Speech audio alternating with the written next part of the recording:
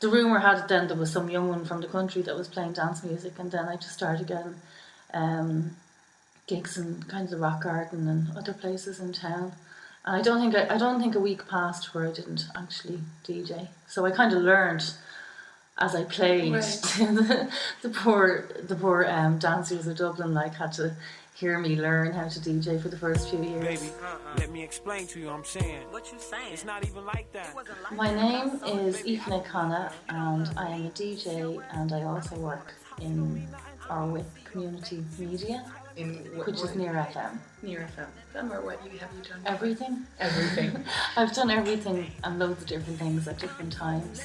So at the moment, I just do a lot of behind the scenes things like editing and producing, podcasting.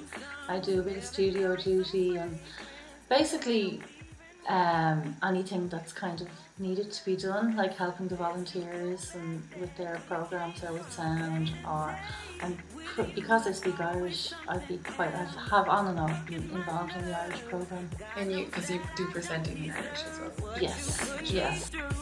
I've been so true to you, for you to come at me with another lame excuse.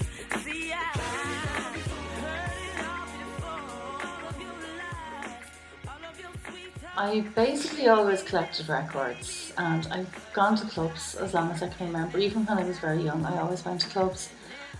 Just been a music fan and a record collector.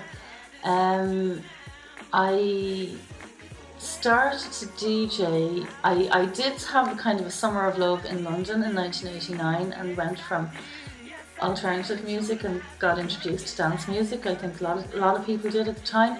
And then I also went to Edinburgh in 91 and experienced that whole rave culture and brought loads of records back to Limerick, where I was living at the time. And I started running my own clubs in Limerick. And then I decided to move back to Dublin, where I was born and where my dad was, and kind of got into DJing through accident. I was just in a house share, and there was a group from UCD and a group from Trinity, and they both worked for the ENS office, or they were both ENS officers for each college, and a DJ let them down. They were running student nights in Fibber McGee's, and a DJ let them down one night, and they were like, Aoife, you'll have to DJ for us, you've got records.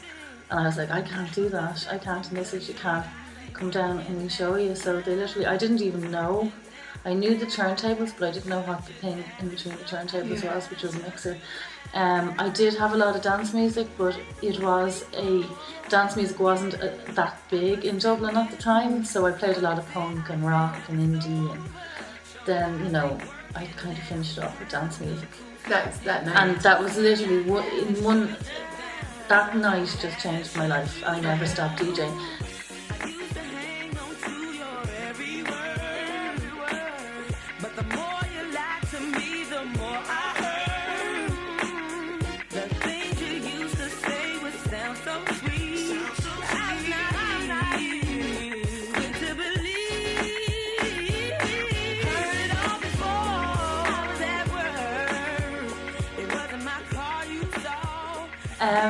They kind of went from dirty, scruffy, little awful places, terrible sound systems. Like, we used to have to dress the clubs ourselves to make them interesting, which was a lot of hard work.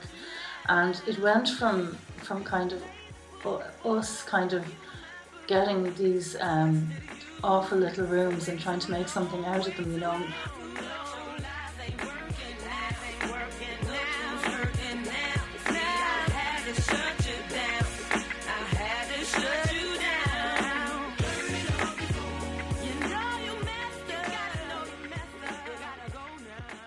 I think I would be quite a soulful DJ, but I'm kind of got a little bit of a tougher edge. Yeah. I'm not afraid of something hard or kind of, maybe a little bit faster. So yeah. As being a woman, do you think that's great crack?